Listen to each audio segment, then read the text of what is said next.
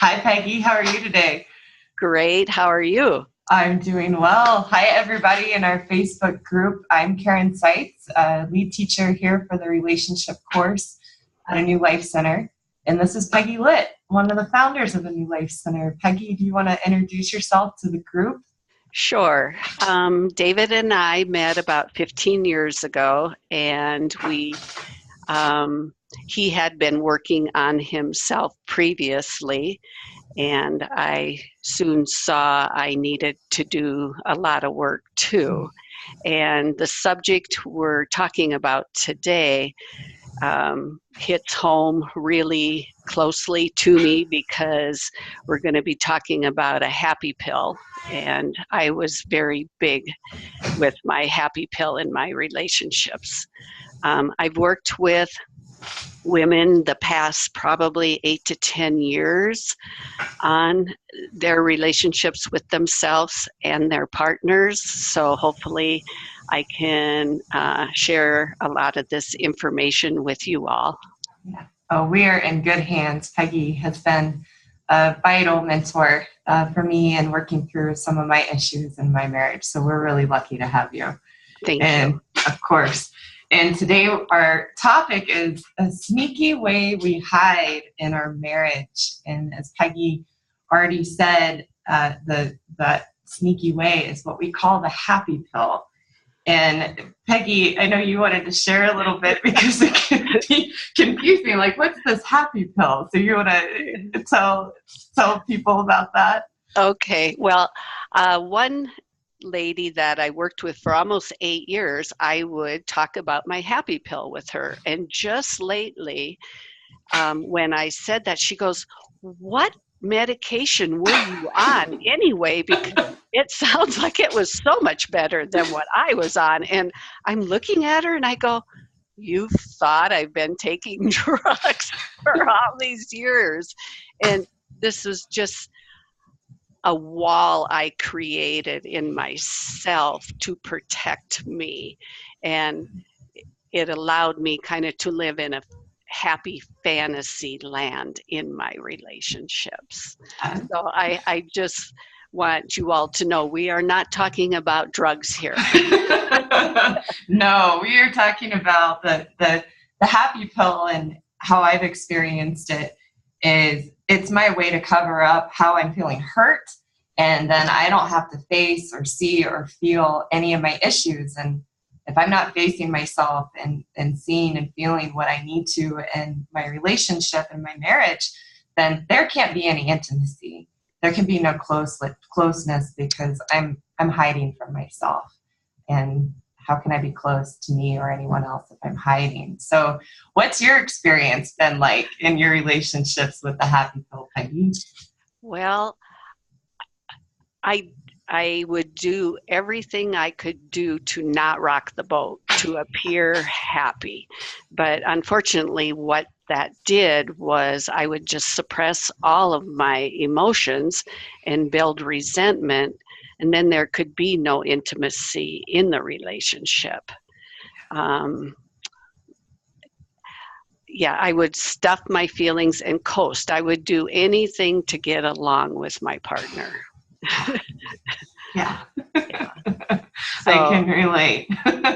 well, and I would use my children and the happy family to the outside world. That's what I would show, and I would never fight. What I would do is withdraw, which is probably at least as hurtful. And if I'm not feeling my feelings, I couldn't understand what my partner was feeling. I mean, I didn't think guys had feelings, Yeah. which that sounds so horrible and cold, but if I wasn't feeling mine, I could have no empathy for what they were going through. Well, you bring up an interesting point in that, because I know for me and taking the happy pill in my marriage, when the issues and things come up, I just I'm fine. Everything's fine. No, nothing's wrong. And, my husband will ask because he can feel it. He can feel when there's something off, or I'm not truly feeling good or truly feeling happy in the relationship, or all of a sudden he kind of feels me shift and feels me pull away, and he'll ask, well, what's going on? Is everything okay? And with my happy people, yeah, no, everything's fine. There's nothing going on. What are you talking about? And he feels it. He's not, he's not aloof to that. He knows what's going on. Yeah, well, and I used to think my husband was unhappy. Yeah. I didn't realize I was projecting my unhappiness onto him because I wasn't doing the things I needed to do to make me happy. So doing this work is pretty humbling. It is. It is. And I know, Karen, you and I have talked many times because I think I had a little better happy pill than you. And I wanted to hang on to it longer because it allowed me to have a very even-keeled relationship. And I thought my partners always gave me feedback that they liked how I was. So I didn't realize what an empty experience, number one, I was giving myself. But because of how I was, I never even learned how to express myself honestly. And how can we have an intimate relationship either with ourselves or our partner if I don't even know how to express myself honestly? Yeah. You know, it was all about getting along. And I'm the third oldest of 12 kids. And I remember reading, it's always the third child that's the pleaser. Boy, I took that to heart. Yeah. Well, and once we create that persona of being happy all the time, or everything's great and there are no problems, and we think that's what our husband likes and appreciates about us, then we feel that need to keep it up, and it's exhausting. Yeah. So how might we help some of the people in the group understand some benchmarks or neon flags that let us know we have a happy pill? Well, my biggest one was even in my falseness, I knew I never let myself feel the really high or the really low. It had to be this kind of flat, you know, and I used to tell myself, if I can let myself really cry, maybe I can really laugh. Yeah. You know? Yeah. But I didn't realize my happy pill really deadened me, both in the capacity of really feeling the really good richness of a relationship and the intimacy within myself and for my partner. I maybe didn't feel the really low, but I stuffed that and still took it out on my partner. Yeah. And with the happy pill, I would be nice, but I would be very subtly emasculating my partner at the same time. Yeah. And I really did not even know I was doing that. Yeah. Oh, it's so sneaky. Again, the happy pill is very sneaky, so we have to be willing to slow down and see how we use that to create distance and build walls in our relationships. And it can be hard to see. It's pretty brutal. Yeah, it is. Because I really wanted to believe, no, I'm this happy. Everything's this great. And when really it was, my relationship was such a house of cards because of how I pretended everything was going well and that I was happy and my husband was very happy, and it just covered everything up and made everything kind of fit into a neat little box. And some methods out there that are the equivalent to the happy pill are positive thinking and positive affirmations. And oh my gosh, I had a whole bag of affirmations and tried to think positively, and it doesn't work.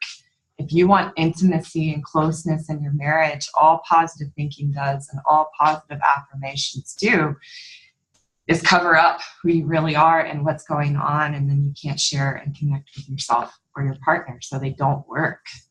Well, and I know for me, with the happy pill, I needed something external to make me think I was happy. Yeah. I didn't even realize I was having an internal experience as well as an external one. That's how unaware I was. Yeah. So I would use my kids and their accomplishments to show myself, see, we're a happy family. I'm a happy mom, and there just wasn't any real relationship anywhere in my life. Yeah. And that's kind of a hard pill to swallow at 60 years old. But now I can start to have real relationships, even with my children. I loved them and I love them, but I didn't want to feel their pain, which is really my pain. So it capped that love too. Yeah, it puts everything just kind of out here. Yeah. So what would the highlights be of what you would really want people to understand, kind of to recap what we talked about, how to understand the happy pill and how it prevents intimacy in a marriage or a relationship? What are the highlights? Well, if I don't have my happy pill in place, I have to do the things I need to do to make me happy, to make me feel good about myself. If you aren't doing those things, if you don't even know what makes you happy, which I didn't. I mean, I thought my kids make me happy, and but that's not an internal experience of myself. So we're going to teach you how to feed and find that happiness within yourself, so it is real. It is not something outside of you. Yeah. Well, thank you so much, Peggy, for coming on and sharing with us about the happy pill. For people in the group, if this is an issue that is striking a chord and you know this in yourself and you're struggling with intimacy and want to see how the happy pill relates to you, please private message me or private message Peggy, and we would love to set up a call and see how we might be able to help you solve these issues. And please know that you'll try and fool yourself and go, but I'm really happy. And that's what we're talking about. That's the happy pill. Yeah. So life is hard and relationships are hard, and you should expect up and downs. But if you actually let yourself feel them and work through them, you'll grow and you will get that intimacy both for yourself and with your partner. What a beautiful way to end. Thank you so much, Peggy. And thank you. Everybody have a great rest of your Friday and a great weekend, and we'll see you soon. Thank you.